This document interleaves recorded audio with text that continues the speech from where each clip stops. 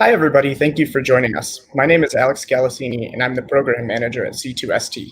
We wanted to welcome you to today's program, Deploying SHIELD to Illinois and Beyond. This program is presented to you by the Chicago Council on Science and Technology in partnership with the Carl R. Woese Institute for Genomic Biology and the University of Illinois School System. The Carl R. Woese Institute for Genomic Biology is where science meets society, an interdisciplinary institute dedicated to transformative research and technology in life sciences using team-based strategies to tackle grand societal challenges.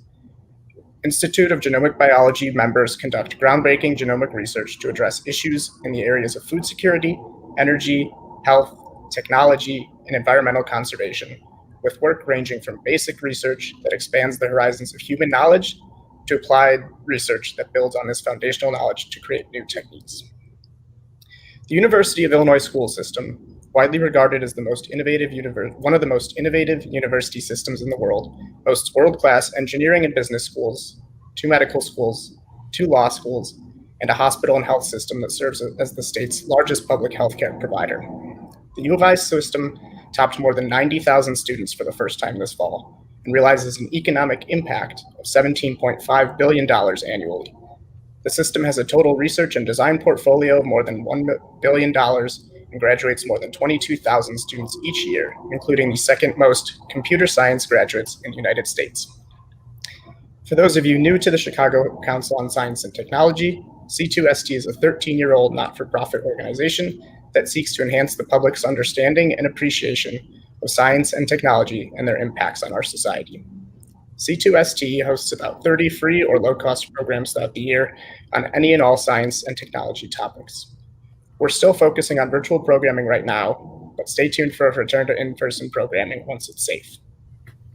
Please visit c2st.org to learn how you can donate and get information about C2ST's upcoming virtual programs. Remember to sign up for our mailing list so that you can get reminders about these programs as well. Now for a little bit of housekeeping. Please type in c2st.cnf.io. Again, that's c2st.cnf.io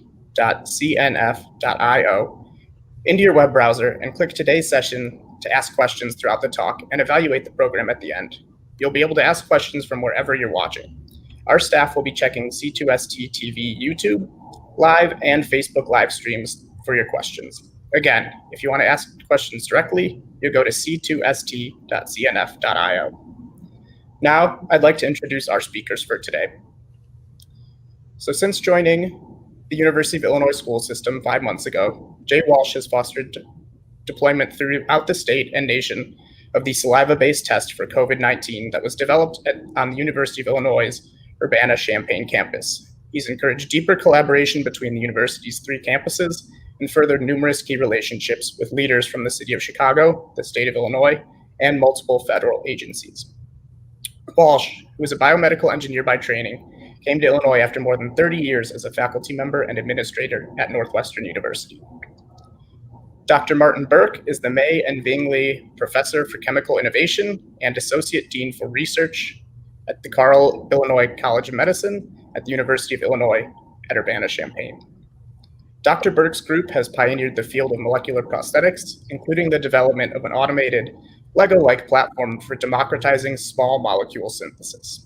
Dr. Burke has received a number of honors and awards, including the Nobel Laureate Signature Award for Graduate Education in Chemistry from the American Chemical Society, and has garnered praise for excellence in teaching at both the undergraduate and graduate levels. Dr. Burke is an academic founder/co-founder of Revolution Medicines, Ambis Medicines, Safunga Therapeutics, and Systemic Medicines, and is currently leading a team in deploying scalable COVID-19 testing on the University of Illinois at Urbana-Champaign.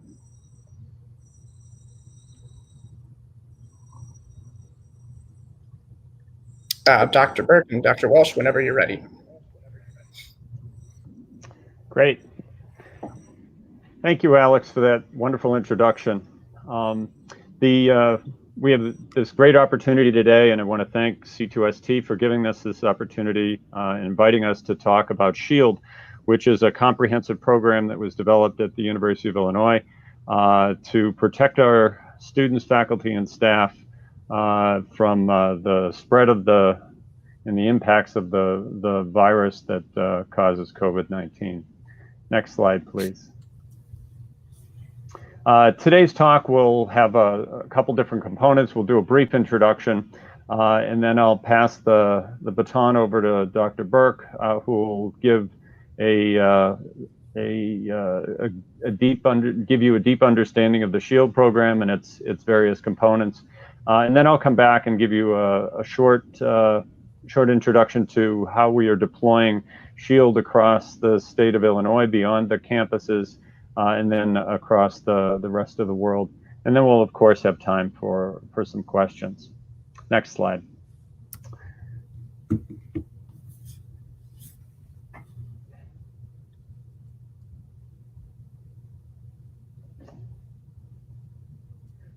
Aha, thank you, Alex.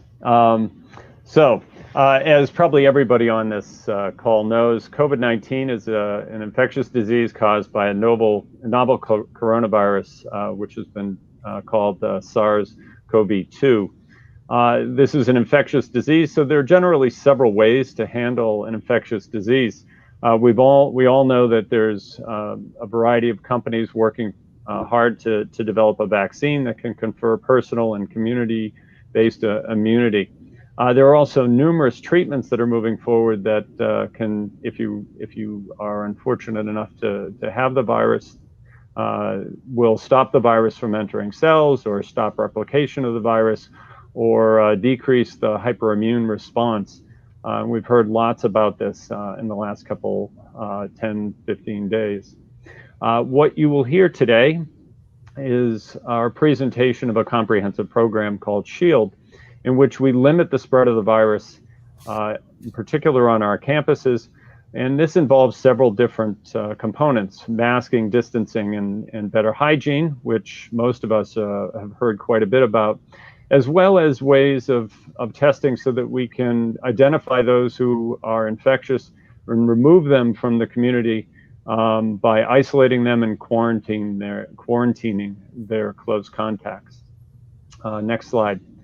I will now turn the baton over to Dr. Burke, who will describe in detail the SHIELD program, target, test, and tell. Dr. Burke. Great. Thank you so much, Jay, and thank you for having this opportunity to share with you our story that is currently in progress at the University of Illinois Urbana-Champaign. As Jay mentioned, our goal is to mitigate the spread amongst our faculty, students, and staff here at the university, and we are excited that the ways in which we've been able to do that could hopefully be very helpful to others trying to achieve this really challenging and important goal at the same time. So just as a takeoff point, we have developed, as Jay mentioned, a very comprehensive strategy that aims to do a few things. So first, we recognized early on when asked back in April by our provost to stand up a team to strategically deploy testing as part of our strategy to reopen and stay open as safely as possible this fall. We recognized that this is all about safety, right? Safety to empower our community. So we called this our SHIELD effort to really reflect that focus on safety as our primary objective. The second thing we realized is that testing was going to be really important, but testing is not a silver bullet. There are real challenges and limitations with this if it was the only approach. And so we kind of wrapped around the envisioned testing capacity, frontier data science to figure out who to test, when to test them, and how often to repeat it, as well as communication strategy so that the information that's generated via the testing can be kind of rapidly shared with individuals who could best utilize that information to make safe choices and help protect themselves and the community.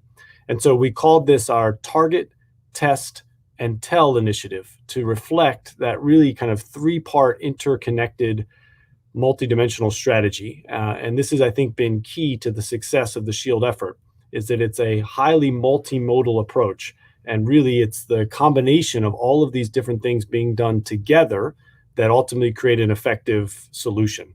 The last piece was we really early on recognized that the testing capabilities and honestly, the target and test and telling capabilities that were available were not going to be sufficient to achieve the goals that we had ambitiously aimed for. And so there's been a lot of really exciting innovation all along the way to try to reach these goals. And at Illinois, we love to innovate. And I think this has been really a platform for allowing those strengths and the multidisciplinary nature of our university to come to fruition in the context of obviously a really challenging time. So just to summarize the strategy, then I'll show you a little bit more about each of them. On the target side, we're very fortunate to be joined on the team by some top-notch data scientists and epidemiologists, including Nigel Goldenfeld and Rebecca Smith. And they had been leading our effort to use kind of epidemiological principles and mathematical modeling to try to create an understanding of what the challenges were going to be in our community and how different mitigation bundles could be effective or not in the context of our fall semester. And so an agent-based modeling was performed for all 50,000 members of our community. So that's faculty, students, and staff, looking at the different levels of interactions, trying to think about risk profiles and the likelihood that there would be spreading amongst those different groups. Understanding that aerosolization was going to play an important role. So that was a key part of this modeling very early on. And ultimately what the team decided was that we were going to need to test everybody twice a week. So 50,000 people being tested twice a week, largely based on the kinetics of the virus in terms of its amount in a person over time and when you could be infectious. If we tested everybody twice a week, it told us we'd have a really good chance of catching people before they passed the disease on to others and thereby have a good chance of stopping the spread. On the test side, as I'll describe in a little more detail, the nasopharyngeal swab, which was the currently available test at the time, was not going to be sufficient for a variety of reasons. And a team led by Paul Hergenrother was able to develop a new test, it's called now the iCovid test, based on saliva that directly goes from saliva to PCR, and ends up being much faster, much more efficient, cost-effective, and much more amenable to repeat testing on an entire population. And we'll describe that in more detail. Tim Fan then helped convert our veterinary diagnostic lab into a COVID testing lab, and this ultimately enabled us to run our test program. The last piece we call our TEL component. Very fortunate to be joined on the team by Bill Sullivan and his team at Rockwire, who had been working very hard on an app to help address issues associated with COVID-19. And we teamed up. Ultimately, Bill and his team developed what's now called Safer in Illinois. It's an app that allows for the results of the tests as well as digital exposure notifications and access badges to all be done through a simple app you can get on your phone, which has made a really big impact on the overall program.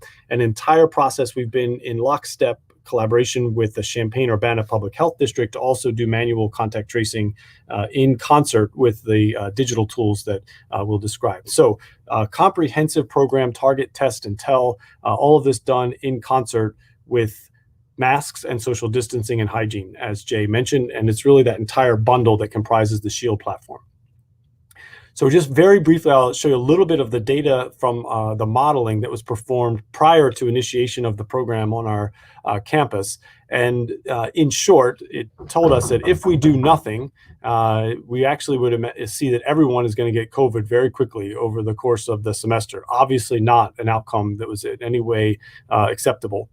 In contrast, if we introduce the SHIELD platform, which is an entire bundle of mitigation strategies and tactics, it predicted a much better outcome. And that is that there would be a bump of infections at the beginning of the semester, but then this would be quickly suppressed by the mitigation strategies. And ultimately, we would end up in a dynamic steady state over the course of the rest of the semester with a very low number of overall infections, that would be safe, that our community would stay safe, and our businesses could stay open, and our students could be taught, and our research could continue. And this was obviously the goal.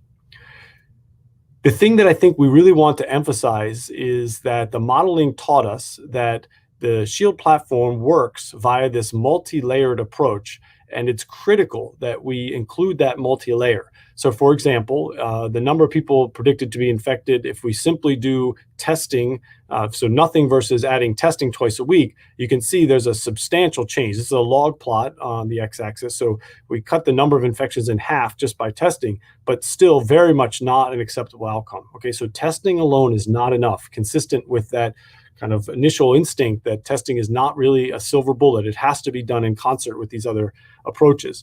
If you then add masks to the testing, you see there's a dramatic synergistic effect. This is beyond additive. We see now a much more effective kind of mitigation by putting those two together.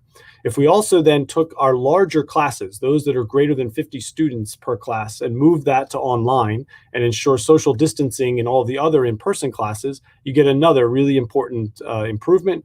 And then if we add in contact tracing, digital and or manual, you can see again, now we get down to a very low number of overall infections for the semester and a much more promising outlook for what the safe semester could look like. Okay, so bundling these things together in multimodal mitigation strategy, really all the modeling told us this was going to be critical. And so that guided a lot of our decision making about how to set this up. There were also some very helpful early manuscripts that had kind of been posted on archive. This is now back in April. And so we were all looking to better understand kind of the virus, its spread, and how we might be able to test for it. And there were some really exciting hints that saliva could be an alternative to the nasopharyngeal swab. And there were a lot of reasons why this would be highly favorable. First, it avoids the swab and the VTM, which have both been supply chain limiting. We'll talk a little bit more about that in a moment. It would be much easier for rapid self-collection. You might not need a healthcare worker to do it, much easier on people, and compatible with fast, frequent repeat testing. And some very important modeling had come out to show that if you were testing everybody, let's say every 3 days, even if the sensitivity of the test were lower, you could still catch most of the infections very effectively. Now, there was also a really exciting hint that you might not even have to give up sensitivity, because saliva looked like it could be perhaps even more sensitive than the nasopharyngeal swab in terms of the detection. So a really nice report that came out from the Yale team, from Ann Wiley and her colleagues, showed that in fact you could detect SARS-CoV-2 in saliva more sensitively than the nasopharyngeal swab. And so this was a very encouraging kind of initial indication that perhaps saliva could be an alternative. We were also very excited to think about saliva as the medium via which SARS-CoV-2 is spread, through obviously aerosols and droplets. And so here we're, in a sense, directly detecting SARS-CoV-2 in the medium that matters. And so we're thinking about transitioning into understanding infectiousness and mitigating infectiousness amongst our community. If you're directly testing saliva, you're actually directly testing for infectiousness. So we think this also is a really good reason why saliva is a great way to go. Okay, so at the time, this was the standard method, and many of you, of course, heard about this, or you've maybe had this test done. It involves a nasopharyngeal swab, which can be very uncomfortable, and people don't like to do it, certainly not repeatedly, twice a week. Then you put that into viral transport medium. You then do a step of RNA purification, and then finally you do what's called the RT-qPCR reaction, which is an amplification of the RNA from the virus, and to see whether or not it's present in that nasopharyngeal swab. And there's a lot of really important issues associated with this technique, including cost, time, and supply chain bottlenecks, which are highlighted in yellow. And actually, at the time we were looking to launch, all three of these were really key supply chain issues and continue to be so today. So the swabs, the viral transport media, and the RNA purification kits. So there was an initial report that had come out with saliva, as mentioned, as an alternative, and in fact, an assay that had been developed by the Rutgers team using saliva. This, unfortunately, however, involves a very expensive and customized saliva collection kit. It's actually more than $150 was at the time, and it still requires RNA purification. So the overall assay still ends up being kind of fraught with supply chain bottlenecks, time, and cost. And so the approach that we took was very different. This was the vision of my colleague, Paul Hergenrother, and really trying to think about how we would do this on massive scale. And his idea was very simple. Can we go directly from saliva to the PCR? cut out all of the supply chain cost and time limiting bottlenecks and find an assay that could be very efficient and very effective on scale so that we could run twice a week testing on 50,000 people. And in a long story short, Paul led an extraordinary team of postdocs and graduate students from several of our labs on an all-out full-court press. This was like a Manhattan Project style effort over the course of about 6 weeks, looking at many different types of buffers in time and temperature and conditions, and ultimately found a very exciting breakthrough. And that was, if you take human saliva and simply heat it at 95 degrees for 30 minutes, this both inactivates the virus and we think breaks it open, exposes its RNA, and allows it to be then directly transferred with a buffer into the PCR reaction.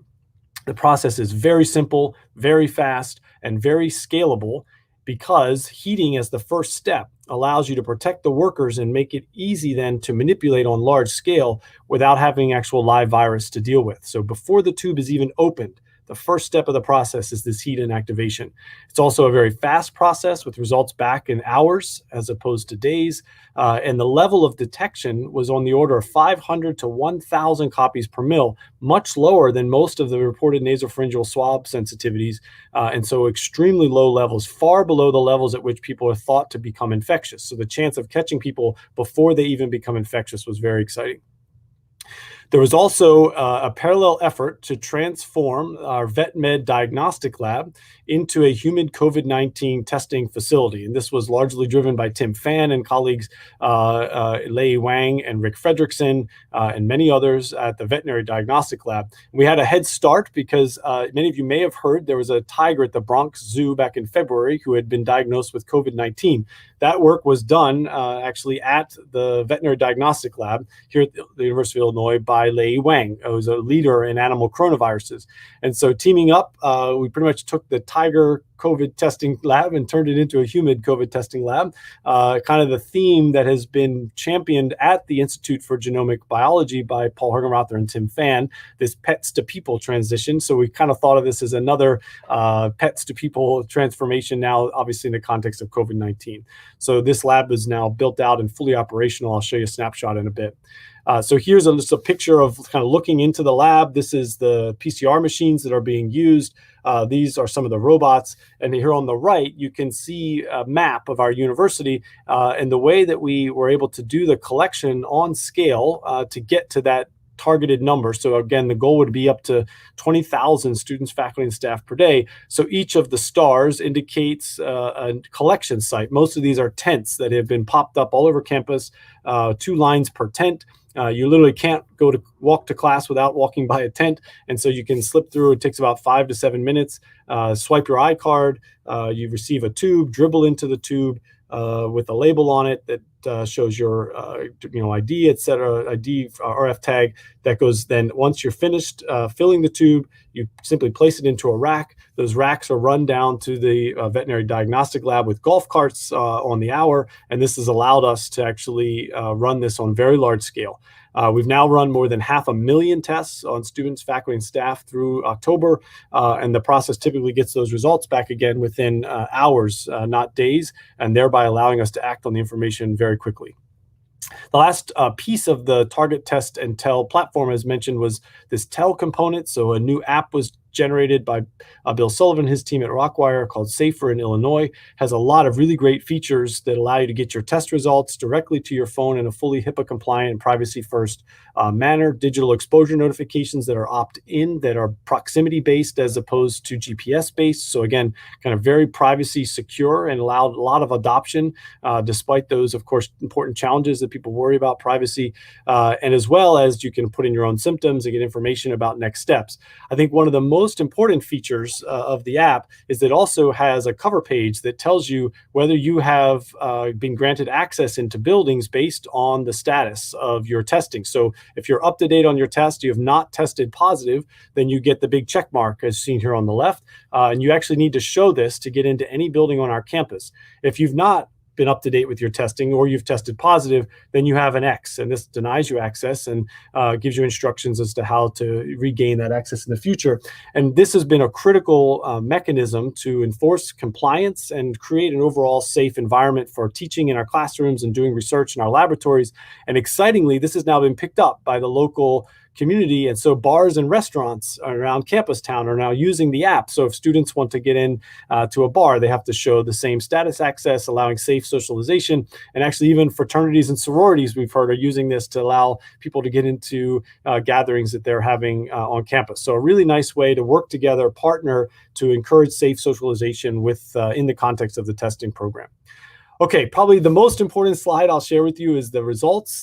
This is showing the summary of what we have observed since we started the program back in July with faculty, staff, and grad students who were on campus voluntarily testing, continuing all the way through the return of our undergraduates and up to present day. Just to orient you, on the left axis here are the daily number of new cases. That's the blue lines, the bar plot. On the y-axis here on the right is our case positivity rate, which is the orange line. And on the bottom, this is the total number of tests results per day with the green bars. And you notice this y-axis goes up to 20,000. So in some cases, we almost hit that. On such days, we were performing about 2.5% of all the tests in the entire United States in our single veterinary diagnostic lab. So really a kind of a massive testing operation that's really quite unique with respect to its scale. A couple of key highlights. As of yesterday, we're now well over 500,000 tests performed on our faculty, students, and staff. Our 7-day case positivity rate is 0.24%. Obviously putting us into a really good situation in terms of the safety of our community. We can also, I think, see in the data some really exciting outcomes. So even in the early summer in July, when we ran this kind of pilot study with our faculty, staff, and grad students who were voluntarily testing, you could already see hints that this was working. So we were about 1.5% positivity in mid-July, and by kind of fast, frequent testing, we were able to bring that down to 0.2% or below. Really encouraging signs that this could actually have an effect. Then our undergraduates came back, and we knew there was going to be a bump. And in fact, the data from our modeling had predicted several hundred cases when the undergraduates returned. They were coming from all over the country and the world with, of course, different positivity rates in different places. And so we were expecting this bump would happen. What we didn't expect is that then we would get this kind of second bump. The data had predicted we would be able to drive this down quickly. And this was ultimately attributed to, unfortunately, some very bad choices about socialization behavior by some of our undergraduates. I want to point out that the vast majority of our undergraduates have been tremendous partners throughout this entire process. They've been very proud, rightly so, that their university is being viewed globally as a model for how to think about mitigating spread of COVID-19, and they have done their part to socialize safely. We had, in fact, in our modeling, accounted for the fact that these are young people. They're probably going to go to parties. And when they're at those parties, they're probably not going to wear masks. So the modeling had included 7,000 to 8,000 undergraduates at parties 3 times a week without masks on. And we still were able to, in the model, control any spread in that context. What we didn't model for is that students who had been found to be positive with COVID would then choose to go to parties or host parties. And this was obviously very bad decision-making on those students' part, and that was ultimately responsible for what we observed here. Now, really important thing to point out is that because we were testing everyone fast and frequently, we immediately saw this happening. So you can see the positivity rate started spiking even before we saw the number of cases rising substantially. And this gave us a very early warning sign that there was something wrong. So we could immediately investigate. We quickly understood that these parties had happened. We were able to even figure out where and who, and quickly make fast changes that had a very important impact. So we did 3 things primarily. We looked at the data and saw that greater than 95% of all of our new cases were with our undergraduates. Okay, they were not with our faculty, staff, or graduate students. And so we were able to initiate an essential activities only requirement for the undergraduates. So they continued to go to class and they were continuing to do research if they worked in labs, but they were unable to pretty much to do anything else outside of studying for their classes. They could also exercise outside and go to religious activities, but otherwise no socialization. The other is we were able to prioritize the testing. So we backed off for faculty, staff, and graduate students to 1 time per week. And we started testing undergraduates in the highest risk situation 3 times a week and kept the rest of them at 2 times a week.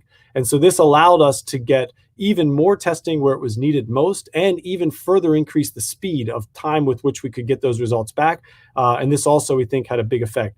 And then finally, we recognized an opportunity to get even faster in how quickly people could get safely isolated. So, of course, the time that matters most is not just how fast you can collect the sample and perform and test and get the results back, but you also have to help the individuals who have tested positive to get safely isolated. And that's really the time frame that matters. How fast can you go from collection to safe isolation? And so we realized there was still a gap in how long that last part was taking. So we launched a new team. We called it our SHIELD Team 30, whose goal is to reach out and get people safely isolated who test positive within 30 minutes of that test result. And that's been remarkably successful. They text, they call, they go find if they have to, and really help people get quickly isolated safely and stay isolated. And as you can see, the results were dramatic. So we saw this extra bump, and then we quickly turned that back around. And you'll notice, even at its peak of maybe almost 3% positivity, and one day we had more than 200 cases. But importantly, we are testing everybody in our campus. So that's actually not just a small subset that you then have to amplify by multiplication to understand the full picture. That is the whole iceberg. Okay, so we saw it coming, we made changes, and we were able to drive it down and go on offense. And since then, you see we've been having a really nice kind of controlled situation, continue to trend down to now single-digit cases on some days. Obviously, our goal is to completely eradicate if we can. We're now having a challenge with some cases leaking in from outside back into our community, working on trying to continue to mitigate all of those things. But obviously, a much better situation than would have happened if this had continued to explode. And very importantly, we now have no evidence of any transmission in our classrooms, no evidence of transmission from our undergraduates to our faculty or staff or graduate students, and also no evidence of transmission from our undergraduates to our surrounding community. Okay, so we've really been able, I think, to help create a safe environment on our campus and allow our community to thrive despite this really challenging time. Okay, I'll just end there, highlight a few key takeaways. We believe we have learned that fast, frequent testing can help mitigate the spread of COVID-19 in a large university community, and we think the lessons learned can hopefully be very helpful to many others.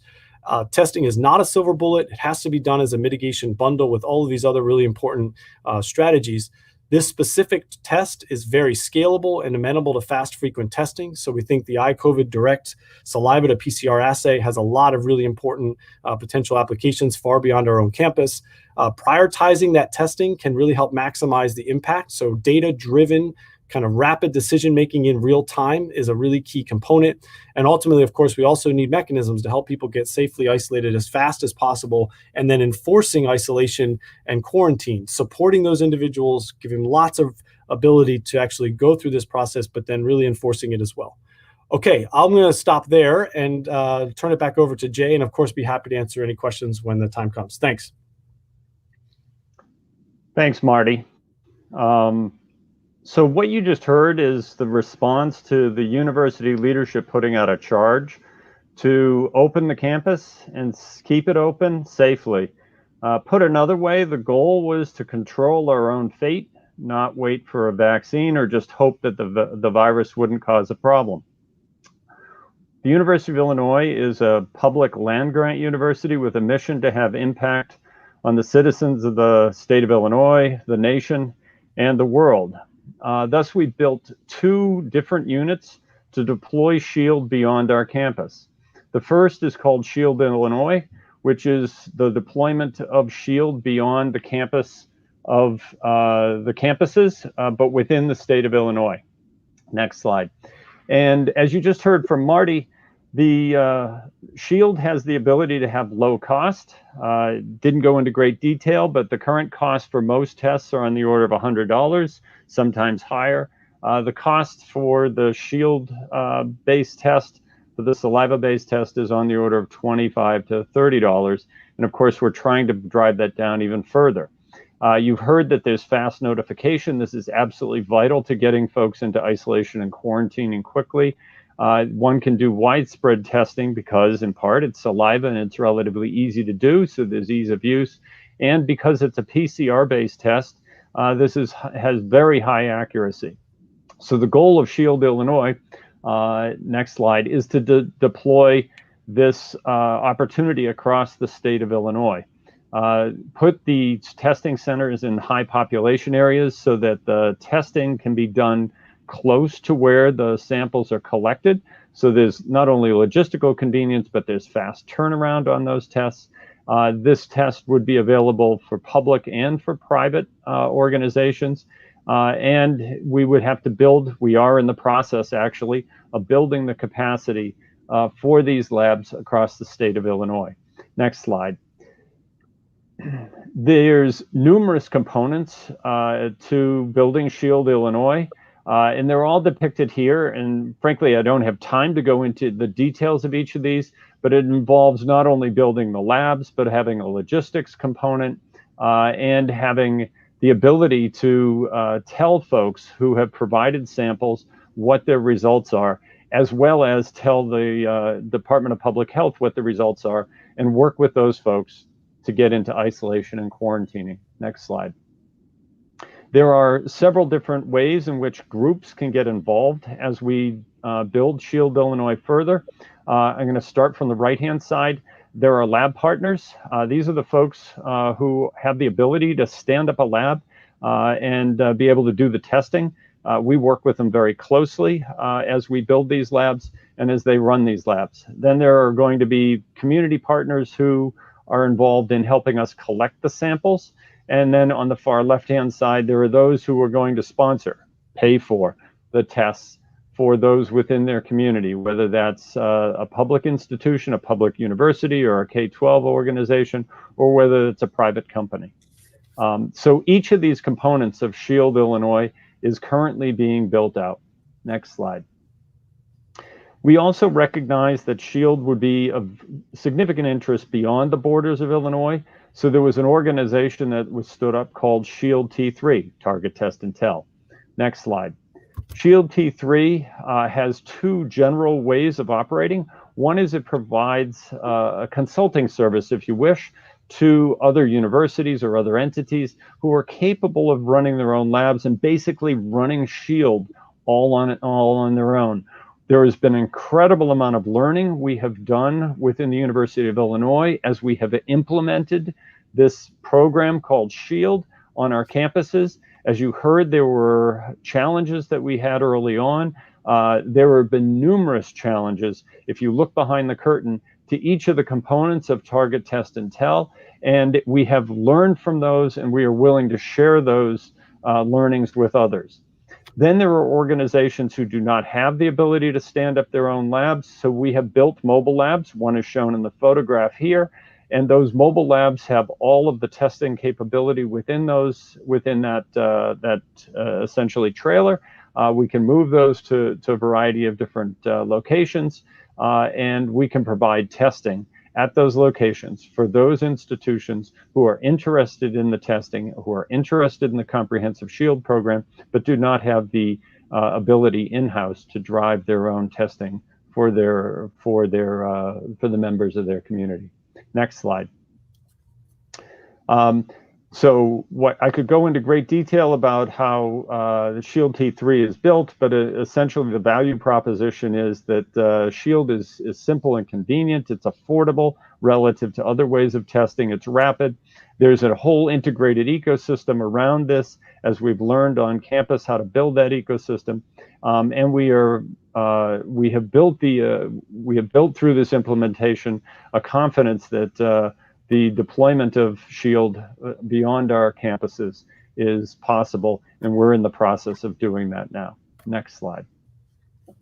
So that's a brief introduction to SHIELD on campus. SHIELD as we're building it across Illinois, so SHIELD Illinois, and SHIELD as we're building it across the rest of the world, so SHIELD T3.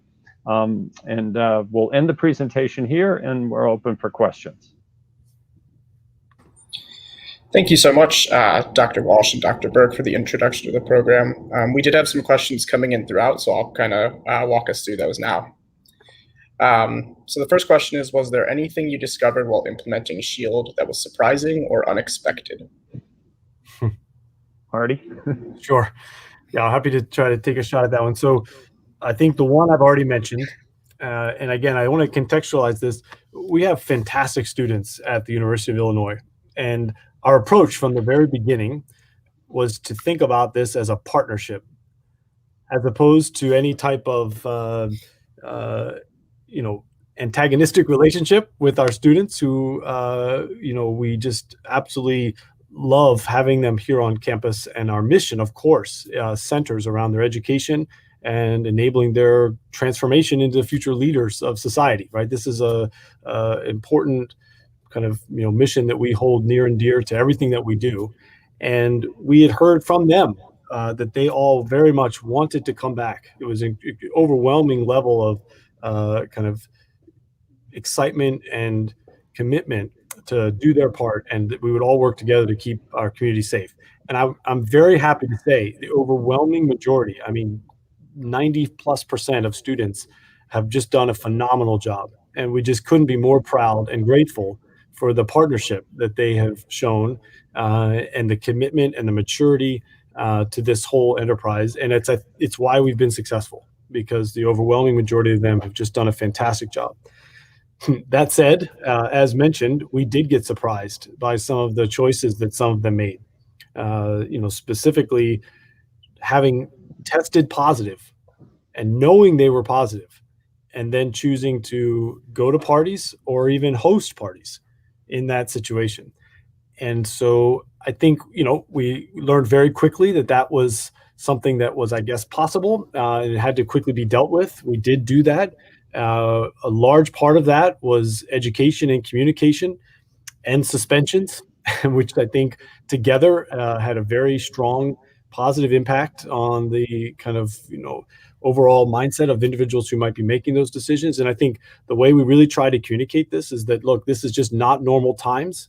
In 2020, there are just things we can't do. We have to make better choices in terms of how we socialize safely in order to be able to succeed and be able to thrive and do so safely in this context. The other thing I think we learned there was that we really wanted to continue as partners to help socialize safely in a very proactive way. So kind of understanding the dynamics and how things were, challenges that were arising. We were able to work with the students to try to start having safe socialization activities. For example, movie nights in the stadium with a movie on the big screen with thousands of students very safely socially distanced all throughout the stadium to watch the event. There was a rock concert in the stadium.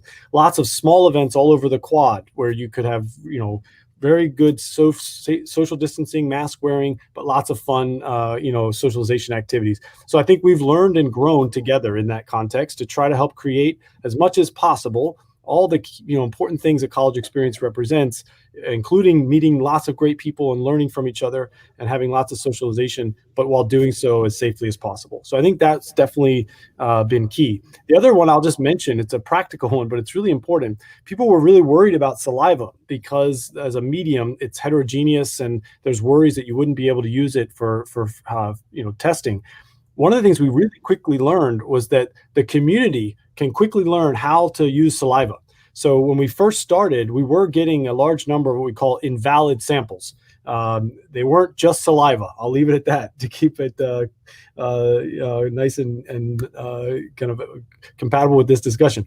But what happened is when people got notification that their sample wasn't sufficient and very clear instructions of how to improve their sample, people learn very quickly. And actually now we have an extremely low number of those invalid samples. We'll do 2,000 of tests per day and have just a very few number of invalids. And I think that's another really exciting thing we've learned is that, saliva-based testing can work on scale because communities learn very quickly how to do it and how to adapt and make it work. So I could go on and on. There's many lessons we learned along the way, but those are two that I think stand out in my mind.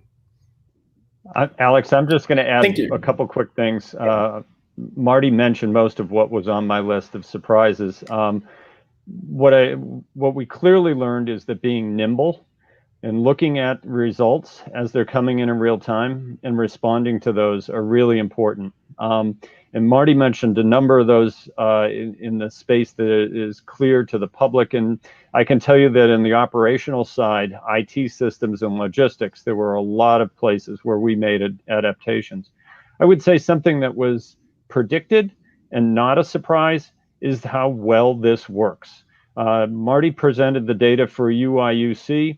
We have similar data for UI Chicago, UI Springfield, and we also ran this at a small university in a rural county in Illinois at Greenville University. and it worked there. So we have not just one, but multiple cases where this worked. So were we surprised as scientists? No, but perhaps the world was.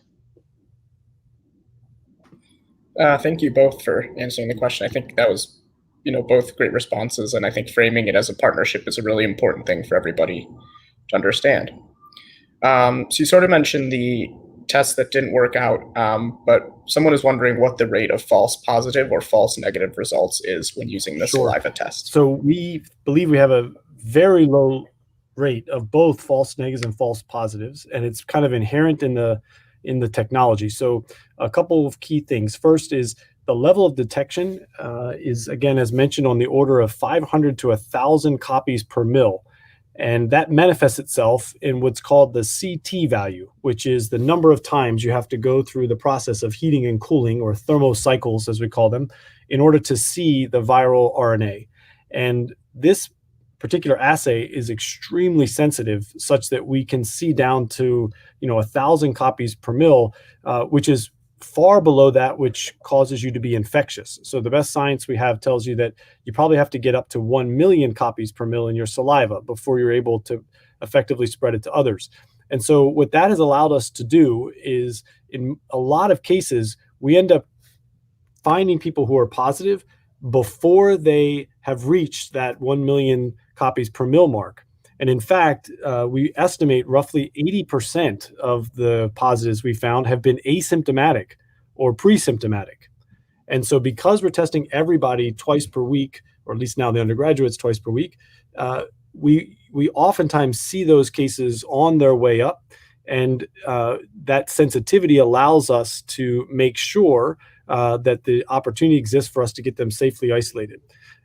The other key thing is that the assay involves 3 different genes at the same time. So we're using the COVID-19 combo kit from Thermo Fisher. It actually looks for 3 different kind of copies of the RNA from the virus, 3 different messages from the virus. And in order for us to call it a positive, usually you see all 3 of them. It's either 2 or 3 at the same time. And we actually go ahead and repeat all the positives in the lab. So we run a confirmatory test. We repeat it on the same sample just to make sure it was real. And so when we report a positive, that means 6 times the gene for the virus has been detected. And as a result, it's extremely unlikely that we would have a false positive. And that's borne out. So all of those things, in most cases, people talk about those things as predicted outcomes. But we've now run this for more than 500,000 tests. And the number of false negatives or false positives we observed has been extremely low. And we think that's why this has actually worked on scale. Thank you very much. So I'm going to try to combine a few questions here that are a little bit interconnected.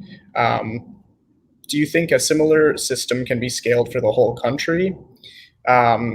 And then do you have any plans to collaborate with other universities? And what advice do you have for those universities? Sure, I'll take a shot, and then maybe Jay can kind of hit the broader effort that's already going on. Bottom line, to answer to your question of can this be scaled to the whole country in some way, shape, or form, the answer is yes.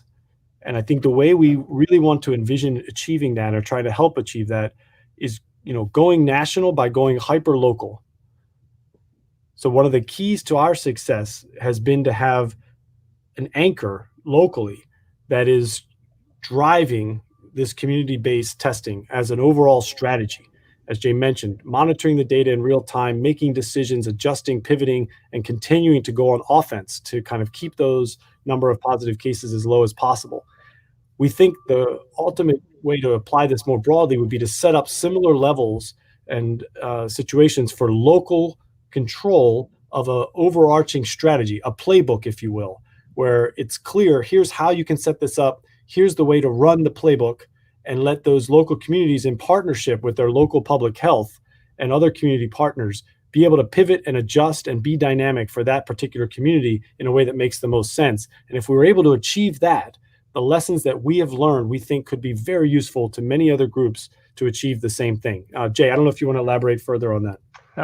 Just to add to that, that's exactly what I was going to say. If you look at the structure, for example, of Shield, Illinois, that structure has us having lab partners. So, the key to this whole thing is partnerships. So in the local level, we have partners who run the laboratories. We absolutely need people who can help with the collection. Only people who are local are going to understand how to work with their community, the individuals in their community, to get those folks to come out, and also to as Marty indicated, to learn how to do a saliva test. It at some level it's simple. You drool into a test tube, but you do have to be. You should not be eating, drinking, smoking, chewing gum, mouthwash, whatever, for about 60 minutes before you provide the sample. And having that being well understood and communicated within the community is really vital. Once that happens, then, as Marty indicated, the indeterminates basically go away. There's another component to this too, and Marty hinted at this within the Shield T30 component, which is we need to be driven from within the community on the isolation and quarantining. That's where the impact of this program is going to be best felt. It's wonderful to have test results, but you have to act on those test results. And when the test is positive, then you have to find those folks, and you have to have a means by which they're isolated and a means by which they're quarantined. And there has to be all sorts of motivation set up in play within the system so that isolation and quarantining happens quickly, effectively, and smoothly. Thank you. It seems like you both feel very positively about this as a chance to really make an impact. But again, I think it comes back to that partnership aspect where we all kind of have to be in this together. Is there an initiative, or are you in conversations about using the SHIELD process for K through 12 students in Illinois? So I'll start with that one. So there are conversations that are occurring. So the short answer is yes. The longer answer is that there are numerous challenges in moving this forward quickly. Yes, this process can be scaled. Yes, we're in the process of scaling this. But to give you a sense of the scaling, on the UIUC campus, there are 35,000 students. Across the state of Illinois, there are about 2 million K-12 students. And then there are more than 100,000 faculty and staff in those K-12 institutions. So this scaling process will take a little bit of time. We're moving as quickly as we can, but yes, there is absolutely an initiative in the works, but there are numerous steps to be taken along the way. And there are folks to talk with about this. So we're planning this, but we are also need everybody to recognize that this is going to take a little bit of time, and there are numerous logistical steps to move forward on this. So we're in the process, but this is scaling is always a challenge. So there's a question, I guess, that goes right along with that that says, when will SHIELD expand to other communities in Illinois? And if I'm understanding correctly, it seems like that's sort of a variable answer. Yes. So, we're in the process of doing that planning now. We're in the process of building out those labs now. But there are numerous hurdles for us to overcome in that process. And frankly, we're in the midst of those conversations now. It's going to take some time. And we are fully aware that this is a pandemic, and we're moving as quickly as we can. Our goal is to help communities to move forward during this pandemic, and to feel safe in moving forward, and to the extent possible open up their economy. We're doing that as expediently as we can. Thank you. What criteria are you using to decide when to end the SHIELD program? Yeah, so I love the question, because to a post-COVID world, we are also quite eyes wide open about the challenges. And just as testing is not a silver bullet, I don't think anything else is a silver bullet.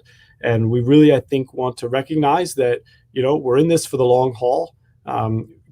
We're imagining probably a couple years of having to do mitigation strategies to make sure we can maximize safety and continue to hopefully thrive safely during this really challenging time. So we don't have a clear line of sight to finishing, because we, of course, are all learning together how challenging this issue is and how it continues to create challenges in our society. So we've seen that this can work. And therefore, we, of course, are committed not only to keeping it working here, but helping others gain access to our program as much as possible and as fast as possible, just as Jay mentioned. We're hopeful that this can add to the tools available to society to hopefully continue to find ways to, maintain some level of normalcy as best possible during what's obviously just an extraordinarily challenging time. I want to acknowledge when I say that we have many things about our community here at UIUC that make it easier in some ways to be able to pull this off. There are other communities that have many more challenges than we do from so many different aspects that make it even more difficult to be able to, maintain vitality during this really difficult situation. And we acknowledge that and we understand that. And I think, our goal is just to say, if there's, all the things that we've learned, if we can help them become available to other communities who also, struggling mightily to survive and thrive during this really difficult time, we just want to do everything we can to help. But it's a very difficult time. I think it's important to acknowledge this.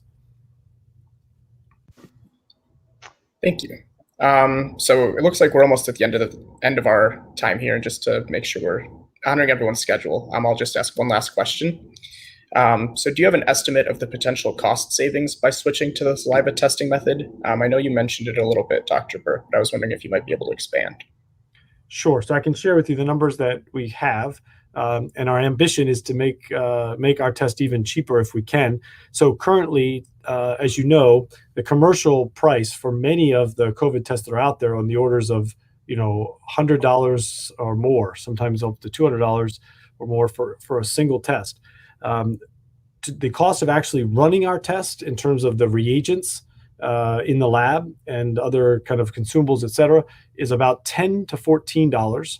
And if you add the cost of collection and overhead and pretty much the whole operation to run per test, it's probably closer to $20 to $25. So substantially less than the current kind of state of the art in terms of commercially available testing. We also are hopeful that we can bring those costs down even further. So we are actively engaged in kind of partnership discussions with manufacturers of the testing reagents that we do use for the PCR reaction, for example. And of course, once you start to scale, there's always opportunities to try to drive costs down. And we're actively working on trying to figure out ways to do that. In addition, if we are able to start pooling as a way to get more results per test run, another chance to drive down costs. So we were quite hopeful that the cost could become even less and therefore make this even more scalable. And the targeted testing, as I mentioned, prioritize testing groups that are highest risk is something we're learning better and better how to do. And that could also help drive the overall cost down for an entire community. So I think there's a lot of opportunities there. That's great. So it is noon, so we wanted to thank both Drs. Walsh and Dr. Burke for joining us for the program today. We wanted to thank our partners at the Carl R. Woese Institute for Genomic Biology and the University of Illinois School System for helping put this program on and for doing the amazing work that has helped SHIELD get to the point that it is today. We wanted to thank everyone for tuning in and ask that if you enjoyed the session, please go to c2st.cnf.io to evaluate our program. Again, that's c2st.cnf.io to help us evaluate the program.